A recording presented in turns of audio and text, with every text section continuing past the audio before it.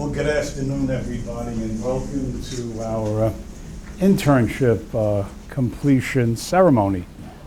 This is somewhat of a historic event because once again we are taking a topic, the comfort women of Korea, and we are doing something really that I say is historic in that 2.5 years ago when we started this program, we were the only college in the United States that maintained an internship program dealing with the comfort women. When we got the idea, we took a deep breath and said, let's see what happens, let's try it. And when we announced it, a number of students came up to us and said, what is this? Because we had an internship dealing with Holocaust survivors at the Holocaust Center. It made sense. And we had an internship dealing with hate crimes at the Holocaust Center, which makes sense. But suddenly, what do Korean comfort women have to do with the Holocaust Center? And the more we looked into it, the more it made sense for this issue of those young women who during World War II were forced into sexual slavery to be part of the program we have here. And we were very, very fortunate in being able to put together an effective program. And your program is only as effective as the people you have who are able to present it. And I'd like to call Dr. Jimin Kim, who is director of the program, to come up.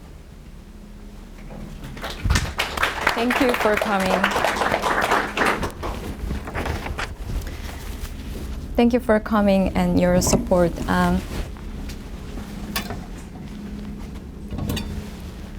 This is the third term of this program, and I have seen many improvements of this program from the first semester. And we now have more support, attention, and improvements of the curriculum as well. But to continue this program, we need your continuous attention and support. Of course, last semester we couldn't hold this program because of lack of financial support, but I'm glad we could start this again this semester, and I am very proud of it.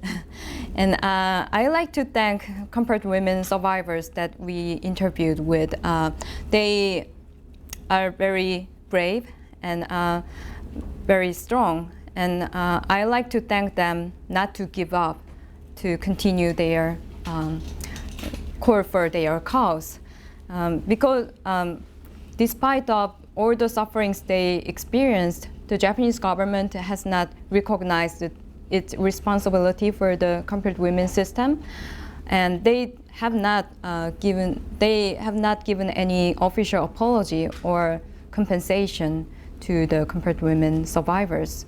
So with this program and with our students' contribution, I hope they will have their dignity and human rights be restored anytime soon. And I like to thank my students. They are all very passionate and talented and dedicated students. And I have seen many changes in them from the beginning of the semester and until now. In the beginning, we started with where is Asia, but they are now very knowledgeable about modern Asian history. And if you have any questions on Asian history, I encourage you to ask them questions. They are very knowledgeable, and especially on war crime issues. And many students told me that they have changed their perspectives on human rights issues and how to approach human rights issues. But the most important change of all is that they now decided to make actions, to do something to support those comfort women survivors and to help them to help them to have official apology and to their dignity to be restored. So without further ado, I will invite my students to the front and let them tell you about their experiences. So Group 1, Sterio, Jun Xiao, and Wenshu, please come out to the stage.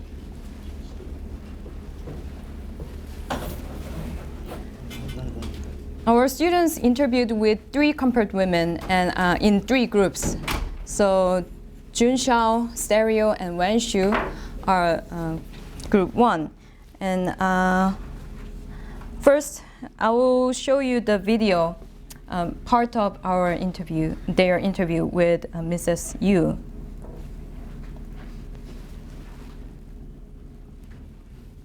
So, 얘기하세요. what is that? How did she get taken? 예. 그리고 이제 그 역에서 어떻게 잡혀가셨습니까? 그냥 수사한테 붙들려 갔지. 그런데 이제 대전 갔는데 대전에서 이제 또 거기서 이제 몇 명 더 타가지고 부산까지 가서 부산서 이제 시모노세키까지 갔어. 예. 그래서 붙들려서 이제 거기 가니까 한 10명이 갔을 거야. 이제 부산에 가서 한 10명이 시모노세키 가서 한 1년 있다가 이제 또 저기 뭐야. 아이고 오사카. 자 싱가포르 말이지 해방됐다고 싱가포르 간다고 했다고 말이지 싱가포르로 간다고 오사카로 가더니 How would she, besides the brutality of the sexual assault, how would she describe like life during that then? 예. 그러더니 말이지 그냥 아파서 있으니까 예? 빨리 훅게 말이지 하얗고 훅게 이제 빨리 말이지 이제 벗으라 소리지 예. 훅게는 그래서 그냥 막 울고 있으니까 막 칼로다가 이렇게 하는 바람에 옷도 찢겨지고 살도 찢겨졌어. 지금도 숭이 있어 여기. 예. 옛날이 그랬어도. Japanese government has denied taking responsibility for the comfort woman issue. What do you think about it? And what do you want Japan to do to resolve the problem? 그러지 어거졌으면 안 돼. 왜냐하면은 하나님이 계시잖아. 공정하게 판단할 하나님이 계시는데 그렇게 어거졌으면 안 돼. 우리가 살아있는 정인이잖아. 이제 몇 명 없어. 죽으면 끝이야. 이제 정인이 없어. 근데 이거 말을 다 하지 못해서 그렇지. 이거 말을 다 하면 인간으로서는 있을 수 없는 행위를 하고 우리 같은 사람은 참 예? 이렇게 명예치. Because no matter how different cultures are, feelings are mutually the same. Anger, happiness, pain, so forth. And she wants to understand what is going on right now, and them denying history, them prolonging, this issue long. They're just dragging this on until everyone dies, because they hope that it'll be forgotten, and they want you to, act upon this. Get together and spread the word and so forth, and do something about it, because right now, from the way things are going, it's not really working out, is it? Okay, so then I like to ask my students about their impression and thoughts on the interview and the program.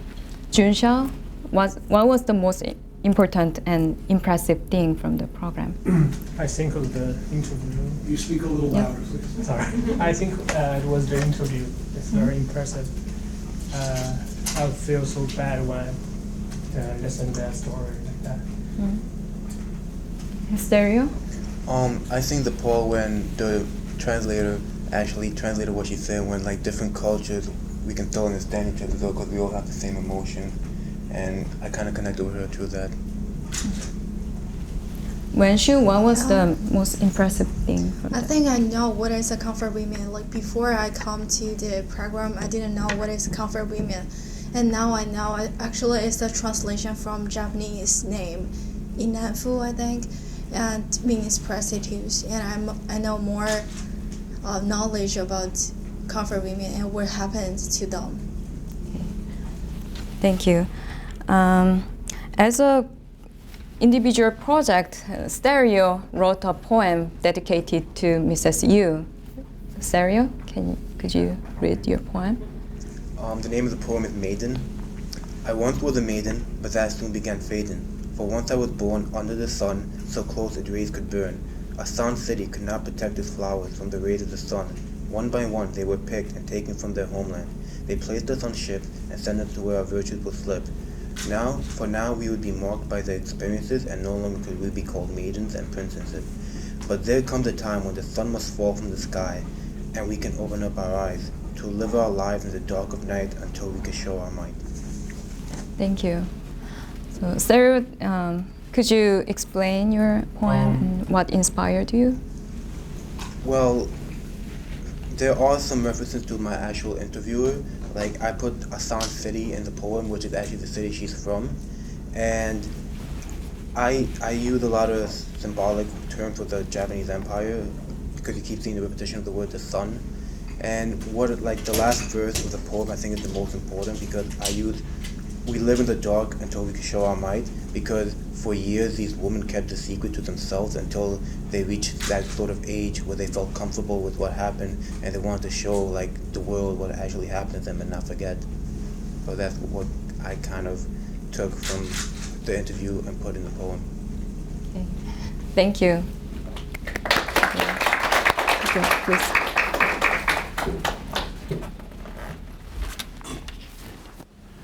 One of the great benefits we have from this program is that we have an extraordinary number of people who are community leaders who have come forward, and we have a very unique situation in our district.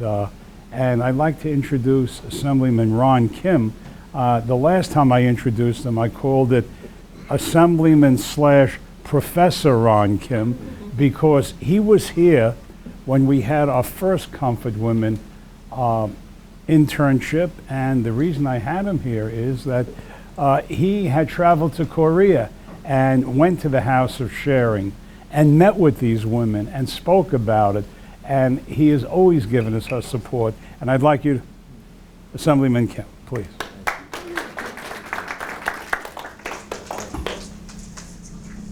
Can you just imagine for a minute that we're at a war right now?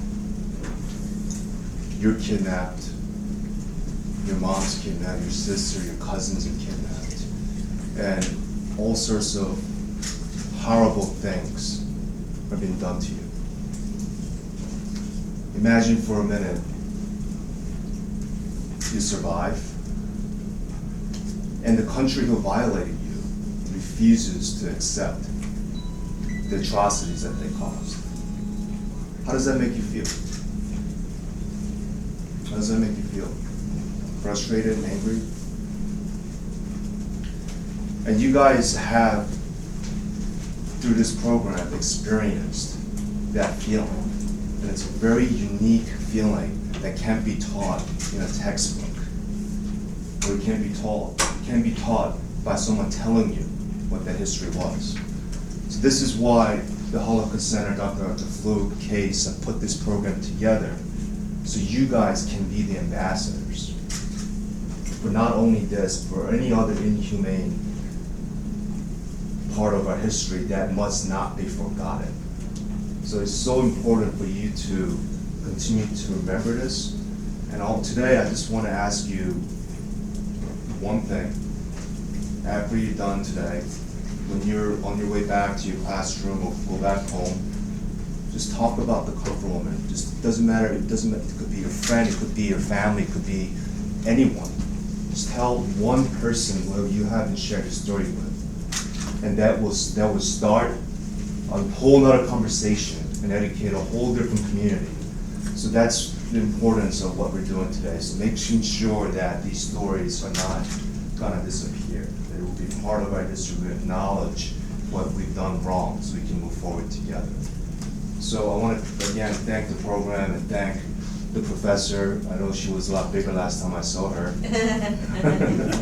You look great. And What he means is Dr. Kim had a baby the last time. And I brought a few citations from the state government to officially congratulate all of you guys for graduating this wonderful program. And again, thank you, Mr. Kim, for all your work, and Chairwoman Ms. Lee, for your work as well. Thank you. Let's get a group shot.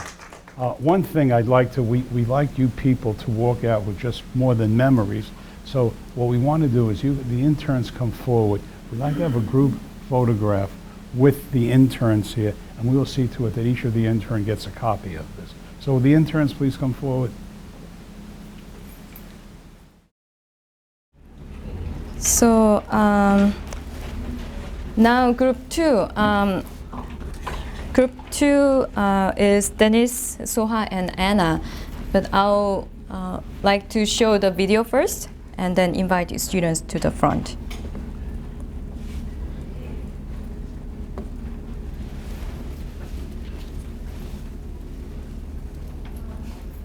하고 언니랑 밭에 갔다 오는데 순사가 와서 데리고 갔어요. 조금만 배가 아파서 화장실에 조금 늦게 왔다고 막 두드려 맞아서 지금 내 머리에 상처 있어요.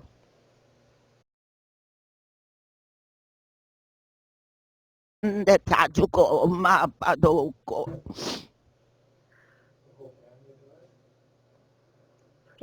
오빠도 없고 언니들도 다 죽고 하나 남았어.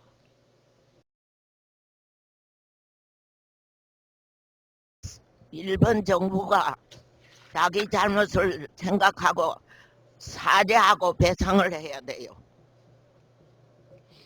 사죄하고 배상을 해야 되는데 이때까지 우리 죽기만 기다리고 사죄도 안 하고 배상도 안 하고 그랬어요.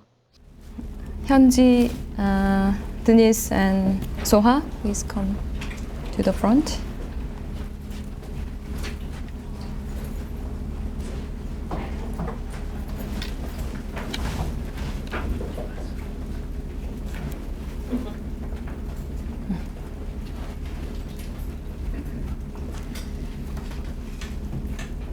I like to ask the same question. Soha, what do you like to remember the most from your interview and the program? Just when I interviewed Kang Il-chul, when I saw the pain in her eyes, that really got to me, not as just as a woman, but as a human being, and I felt connected to her just as a person. So that was the most memorable part for the experience for me. Denise, how about you? Well, I really enjoyed meeting Mrs. Kang because after hearing her story and the story of other comfort women, I just felt like she said she found happiness. She married a man in China and she has children and grandchildren that went on to do very well academically, and she has a family now. And the most shocking part of it was that she made it back alive, but her family was gone. They were killed after her kidnapping, and then she basically lifted herself up in life, and then she just carried on. Thank you. Anna? The most memorable part of the interview was, it was disturbing because Ms. Kang reminded me so much of my own grandmother. During the interview, I noticed that she was near her 90s, and the memories that she shared with, I noticed her memories were still very sharp for an old woman. And I say this after learning about what happened to her, but it was as sharp as the blade that cut through an innocence of a 13-year-old. The stories that she told us was not only shocking, but it was disturbing because I have just learned about this now, and it was something that wasn't part of my history book growing up. Throughout the interview, when she began telling the story, I noticed that her voice started trembling. The words choices that she used became childlike, which meant that it was as if she went back into the time when she was that young girl again, who was taken to the Comfort Women's Station, and she was reliving that pain over and over again each day, and that hurt me a lot. What was most memorable about this internship, again, was the importance of education and awareness. There's a difference between knowing your history and being kept in the dark. And the question that I ask myself now is, what am I gonna do with this? What am I gonna do with this valuable lesson that I learned through this internship? and I want to like what we've done with the student interns. We came up with action plans, and although they might not be the final solution or an action that solves all issues between the Japanese government and the comfort women issue, it's a small step, and I think just spreading that awareness in your community, even just in your workplace between friends, is just as important. And I think it will be a big change, and that's what I promised myself to do. And yeah, that's it. Thank you. So each of them proceeded with their individual project, and Soha drew a painting on her interviewee Il-chul Kang. Could you explain your painting? So the title is Resilience. I named it that because this is a portrait of Kang Il-chul, the woman that I interviewed. I named it that because basically the definition is to jump back to normal when you've been like compressed, hurt, and that's what I got from her when I interviewed her. I know like what I've noticed from the women in my life is that they have a lot of patience and self-control. So that's what I got from Kang Il-chul. And what I tried to do here was I wanted to stick to positivity. I didn't want it to be negative. I wanted her to see that even though she went through so many like horrible experiences in her life, that she has more to look forward to than to look back. Over here is her family. Like I painted her family portraits, and then behind her is her nephew that rejected her because he was a official in Tokyo, and when she went to go see him, he was too ashamed and he didn't want to take responsibility. So my main focus here was to portray that she should be looking forward rather than back. Thank you. Wonderful work. Denise, yes.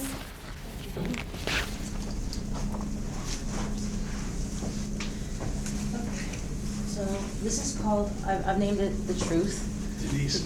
I'm sorry, I have a very little voice. And I did a little research upon actually entering this internship about comfort women, right? So I came across an artist named Jan Banning, who's located in the Netherlands, went to Indonesia, and got to know these survivors in Indonesia. This portrait is a portrait of a woman from Indonesia who remains unnamed, and basically I just took reference from his photo. This is her. But the idea behind the poster here is, this is the old woman in her old age. This is her during her kidnapping and her abuse. So the idea behind this is, I took from my personal collection a picture of me when I was about to turn 14 years old. And imagine I'm the woman, and I'm holding my picture. Her, she might have been 16, 17 here. This is me when I was about to turn 14, ready to go into high school, and I just want you to see that now I'm ready to graduate college. I went to a good high school. I didn't get kidnapped. I was 14 and I was living a normal life. But you see, this woman is holding a picture of herself when she was that same age, and she was forced into sexual slavery, and she was forced to say goodbye to her family. She lost everything. Her life was ruined, and it's, even if you know about it, about comfort women, and many people don't know about comfort women, even if you don't care, you're forced to put yourself into the position of the woman, what happened to her when she was young. So I want everyone to go home and find a picture of yourself when you're about 15 years old and hold it like this up to the mirror and tell me, what do you see? Do you see happiness? Do you see misery? Thank you. I have copies of her poster, so please grab a copy. Thank you.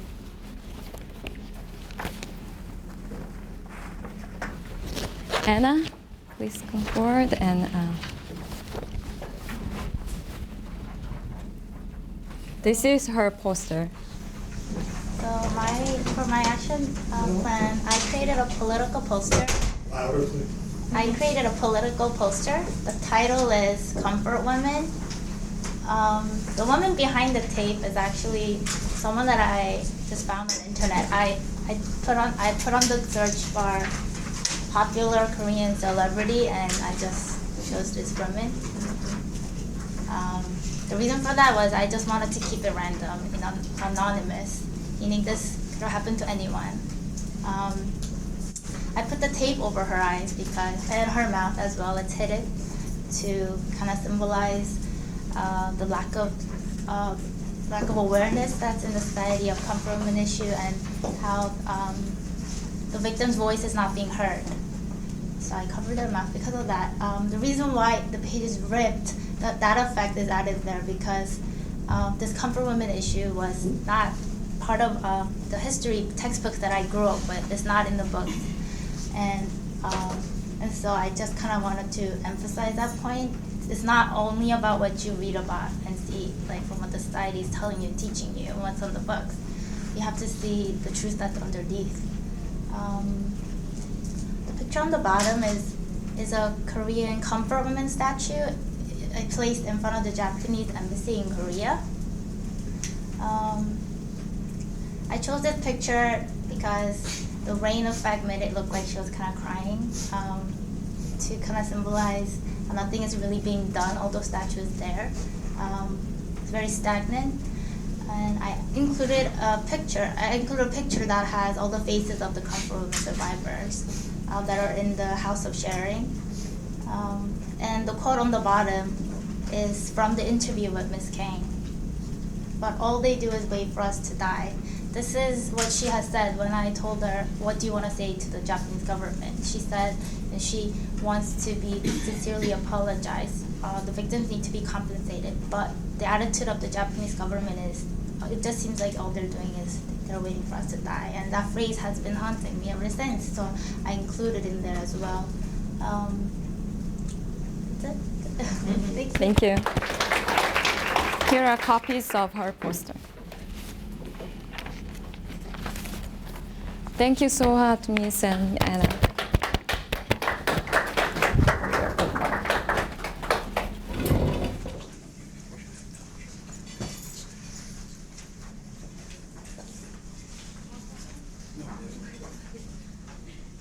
So we have the last group. Fitzcarl, Genesis, Nazia, and Yeno. And I will show you a part of their interview with Oksan Lee.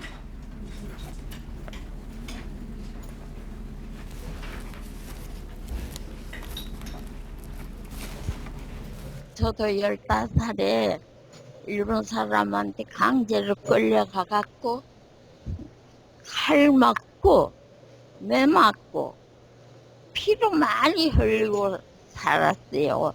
그래도 죽지 않고 오늘까지 이렇게 살아있는데 왜 우리를 거짓말한다고 일본에서 받아해 주는가.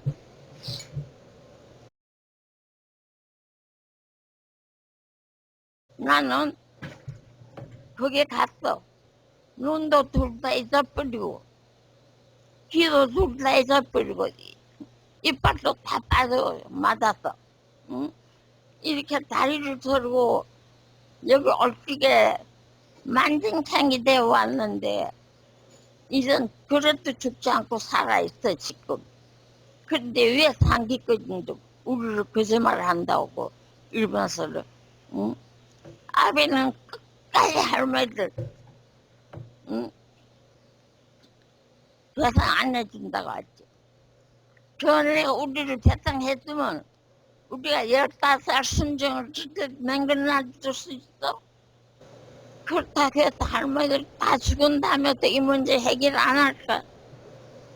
죽은 다음에도 이 문제 해결해야 되겠지. 역사를 왜 감추겠는가? 응? 우리가 나이 어린 사람이 강제로 끌어다가 숱한 고상시키고 다 죽이고 이안소가 뭐인가? 그 이안소라는 데는 사람 잡는 도살장이야. 그래놓고 우리는 거기서 가서 죽지 않고 살아왔어요. 오늘도 살아있어.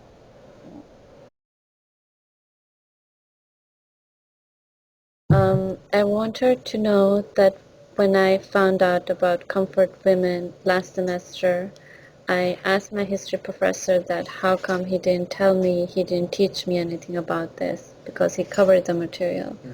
So I made him include a slide or two about comfort women for the rest of his life during the time he is teaching. So I want her to know that he will be teaching or he will be telling other students. And I will tell them that she said, like, let people know what she spoke to us about and that she is not a liar. And people should know that there's no way that she could have created this, that it's a real issue that people should pay attention to. My grandmother just died not too long ago. I have no more grandparents. And anyway, Ayuk's son kind of reminded me of my grandmother, really scrappy and, not taking any crap. And so that kind of touched my heart. And it's funny because I lived overseas for a long time in Korea and Japan and traveled, and I love both cultures. And one thing that's always emphasized is that, respecting older people, but this is like totally a disrespectful situation. And it just makes me doubt humanity in general, like everybody, what's going on in the world, what's going on in Africa right now with the girls in Nigeria, Central African Republic, you name it, everywhere. Even in our own country, we have issues right here.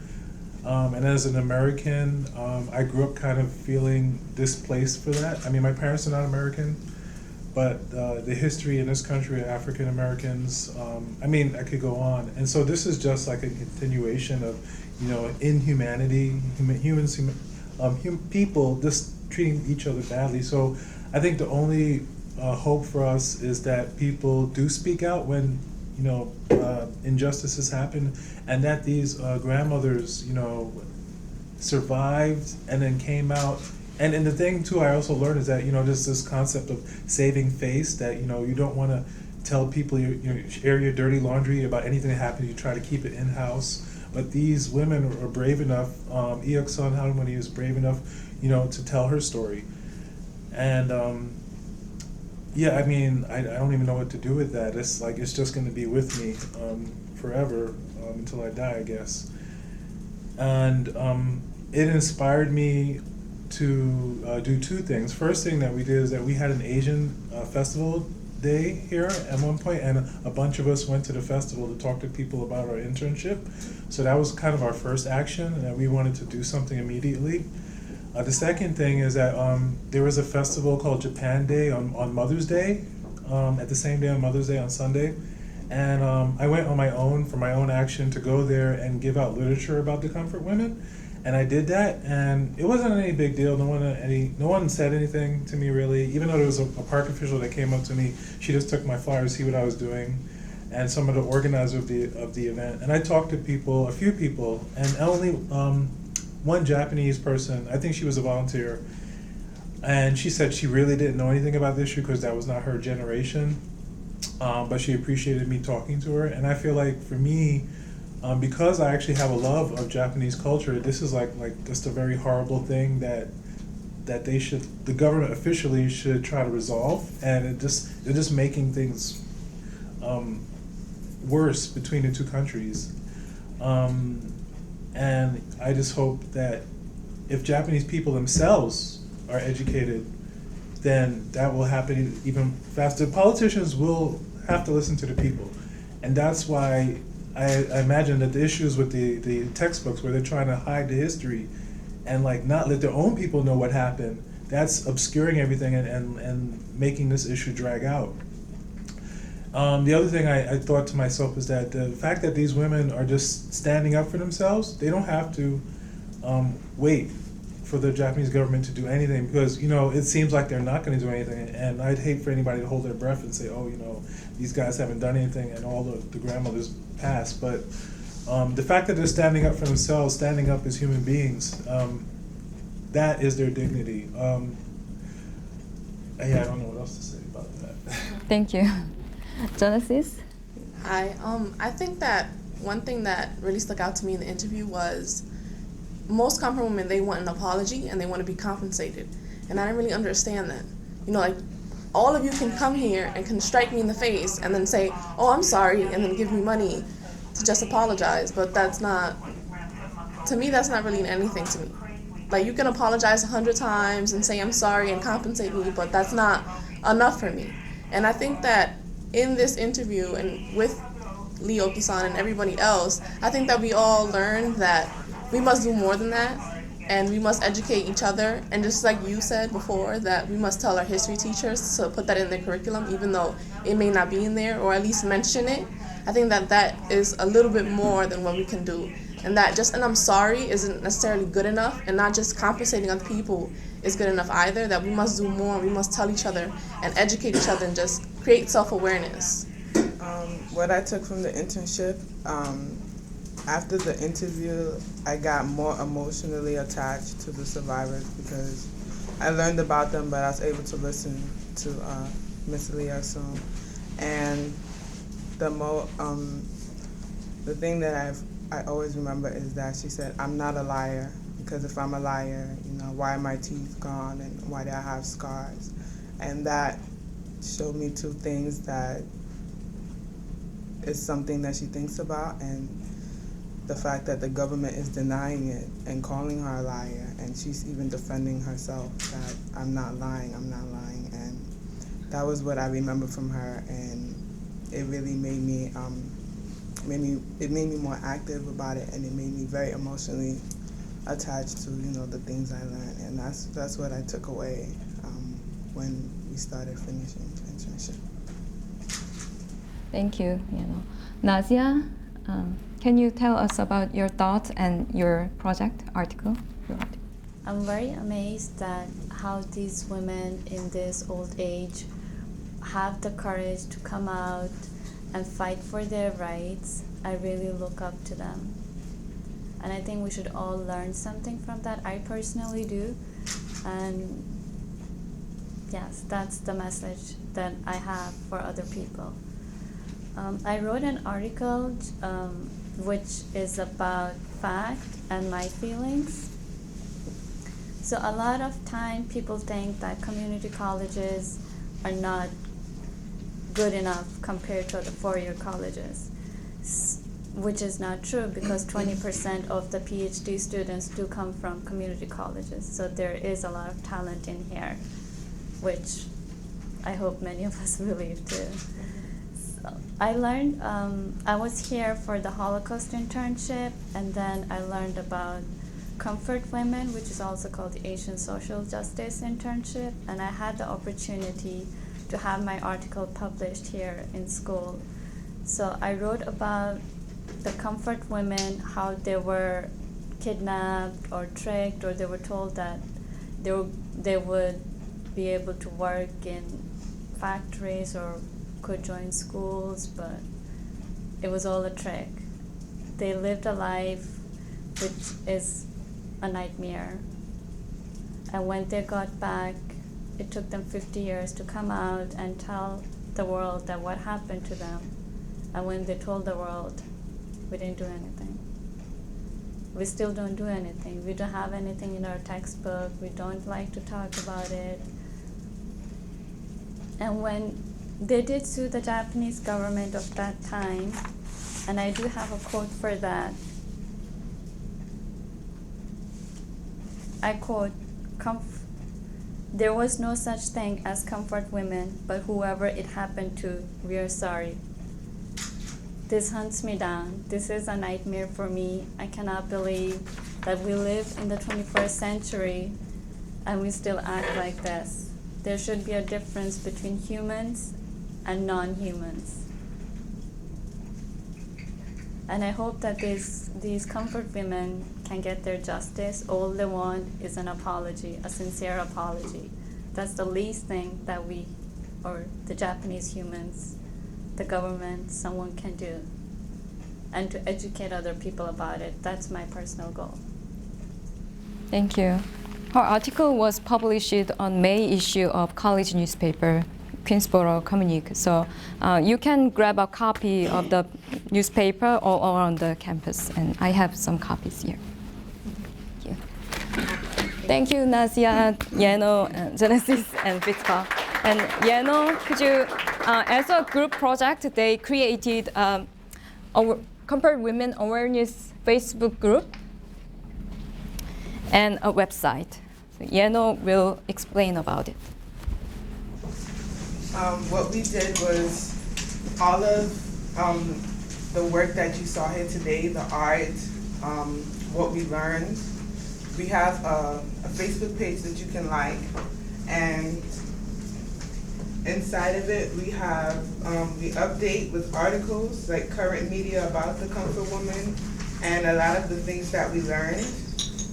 I'm going to show you the photo album where these are some pictures we collected of ex-Comfort Woman. I like to say ex-Comfort Woman. And the name that we were taught to call them was Harmony, which is like grandma. And these are some of the women that we didn't interview, but 3 of them are here. And it has some of our pictures during interviews. It has some of our pictures interviewing. Some of the artwork that you saw is also online. And we have a political poster. And this page was just our way of, as a group, collecting what we knew and putting it for a larger audience to see. And we hope that when people learn more about this, they could have a place to go to as a resource and learn more about our Comfort Woman internship and the entire issue. So this is all of us. The website. When she created the website, so she will explain. This is the website I created, and you can see as a picture like a soldier leading so many women, and they could be the Comfort Women, and they cannot control their life. They are under control of these Japanese soldiers. And when you open that, I asked somebody like, do they know Comfort Women? They actually don't know what is Comfort Women. So who are Comfort Women? Comfort Women were women and girls forced into sexual slavery by the Japanese Imperial Army during the Second World War. They named this Comfort Women as a translation from of a Japanese name Inatu, means prostitutes. And they even created the Comfort Women system. And they got the women to the comfort station. And you may have questions about why they need Comfort Women. So the Japanese people think, I remember I watched the video, and the soldier, he said the first time he got China, and they took him to the comfort station, and the soldier told him, "Oh, you have to rape this girl," and he said, "Oh, I didn't want to do that," and the officer said, "If you cannot do this little thing, how can I believe you can kill people? You are not qualified for being a soldier." So that might be the reason they think why they need Comfort Women. And also they believe the Japanese military leaders think since the soldiers who are removed from their ordinary social environment tend to get rowdy and out of control, so they think these Comfort Women can help them to control these soldiers. So, and how could they get so many Comfort Women? Most of the Comfort Women were against their willing, so most of them got kidnapped. Some of them even purchased from their parents, and some of them are tracked by into believing them. Oh, the soldier told them, you gonna work for our factory, and then we can give you some more work. And there are the video, and you can go to the video. I think the first one is a cartoon. You can go there, and it's about a lady. Actually, she was born in Korea in a really wealthy family, And then one day, the Japanese soldier came and took her family took her father to a prison. And then one day, a soldier came to her house and told her, if you go to factory in China, you can save your father. You can release your father from the prison. And she believed that. She went to China, however, it was totally different thing. And when she came back from China, and she realized that all her family were killed by the Japanese. And if you want to know more information, you can go to the website. Like there are our Facebook link, and there are if you want to go there, this is the website. It's really House of Sharing. It's a really good website of a Korean comfort women. And this is a book. You can, if you are interested, you can read the book, buy the book. Yeah. And for the radio one, there are like 5 videos you can watch, and the last one is a movie. I think it's really interesting. Thank you. Thank you, Wenshu. Please congratulate our interns for doing great job and for completing the internship program. One of the people who was a pioneer in helping us put together and who brought it to our attention is Mr. Dong Chung Kim of the Korean American Civic Empowerment. We'd like to come up and say a few words. It's amazing. You guys did amazing jobs. Last year, Oksun Lee, the Comfort Woman victims, she was here, and one of the interns said, "Don't worry about it. We're gonna keep fight for you." And she said, "Oh, thank you. So we're not gonna die until they apologize to us." Yeah, it was very. So I understand what interns learn about the histories. In United States or the Western histories, you never heard about the Asian histories, like the tragedy histories. So and there's just a few school or college they are teaching about the comfort woman issues.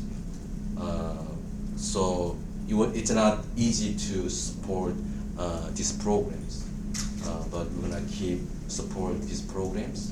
And one day, the Japanese government, they're gonna apologize to the harmony, the victims of the comfort woman issues. The same, the Holocaust Center is very famous places. That time, same time, different places, there were same war crimes, but the Holocaust issues brought by a lot of the Western peoples and the Jewish peoples, but we didn't do it. So now we are trying to put up on the worldwide issues. I was there in 2007 in Foreign Affairs Committee in Congress. That time, Sheila Jackson, she's African American congresswoman in Texas. She said, United States government, they apologized to the black peoples, even though 200 years ago, more than 100 years ago, the slavery policies. So, United States, they lost their honor. As they apologized to the slavery policies, United States, they got more honor. But I don't understand why Japanese government, they denied and they didn't apologize. Some Japanese government people said, yes, we apologize, but most of government people said, oh, we didn't, it's a lie. We didn't have any compromise. Even the prime minister, one of the prime minister, he announced apologize to the compromise, but it was individual apologize. but we want the government apologize to the victims. So one day, we hope they're gonna apologize to the victims, and I hope you guys keep doing to fight for the women's rights for justice. Thank you. Let me just tell you how proud I am of this group. I am so amazed at the quality of work that you have put out. You just didn't go ahead and interview these women and say, okay, here's my interview, and then you really went all out in creating art, technology, and I want you to know something. The artwork that you created is going to be hanging in our gallery here because it's part of the Comfort Women story. The technological presentations is becoming part of our website, and we distribute that to other colleges around the country who say, you know, this thing about the Comfort Woman, can you give me some background on it, because we're just starting to learn about it. But more than anything else, I have to confess one thing to you. When we asked you to become interns, we weren't really truthful with you. And that is, and I say this to every, don't get scared. I say this to every intern class because it happens in every intern class. And that is, during this process of studying with Dr. Kim about the Comfort Women, during the process of interviewing these women, and during the process of coming up with some type of presentation, some type of action, you've changed from interns into what I call insurance policies. Each one of you is an insurance policy for the Comfort Woman that you interviewed, because what you are saying to that Comfort Woman is, I promise you, you're not going to be forgotten. And from what you saw here today, they will not be forgotten. Each one of you have come out with what you saw with some very, very strong feelings. You did not say, I interviewed this Comfort Woman, here's my report. Thank you, goodbye, semester's over. Each one of you came out with very, very powerful statements, how you felt about what happened to these women, how they were treated, how they're treated in textbooks or how they're not treated in textbooks. And the fact that each of you have made this commitment is something we're tremendously proud of, because you are part of a growing group of students here at Queensborough Community College who have undertaken a commitment to these women. If you come into the internship that we do for Holocaust survivors, at the end, because our survivors are local people, they live here in Queens, we ask our interns to take hold of the hand of our Holocaust survivors and look at them and say, I promise I will never forget you. I will always tell you a story. And you have done the same thing. And for that, we are enormously, enormously proud of what you and Dr. Kim have done. One of the things that we are very, very careful, I just want to show them what we have.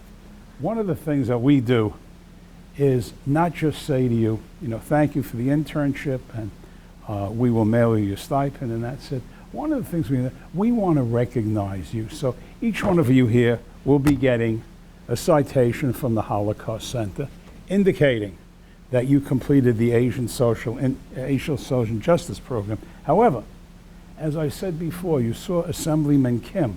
Other people wanted to be here today, but because the legislature is still in session in Albany, because the city council is still in session in City Hall, because the state senate is still in session in Albany, some of the people who wanted to be here wouldn't be here, but they didn't want to miss out on this.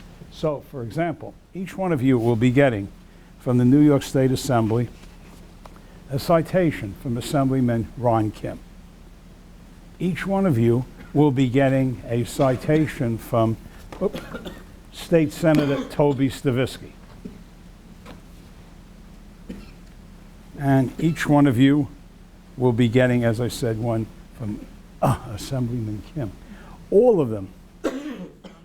Oh, I'm sorry. And one other who is not able to be here today, and I think this is the first time he's ever missed one of them, Assemblyman Ron Bronstein. He has been here every single time and has given us tremendous support. I point these out because they're little more than pretty certificates. Enter these on your applications as awards you have received, as recognition, as achievement, okay? And personally, again, I will say to you, I am so proud of the work you've done. It gets better every semester. When this group comes together, they have a greater insight to it. And the work that you've done in presenting, I was just sitting here saying, this is absolutely amazing, okay? And the fact that we have it on videotape makes it true. Thank you again, and the best of luck to you.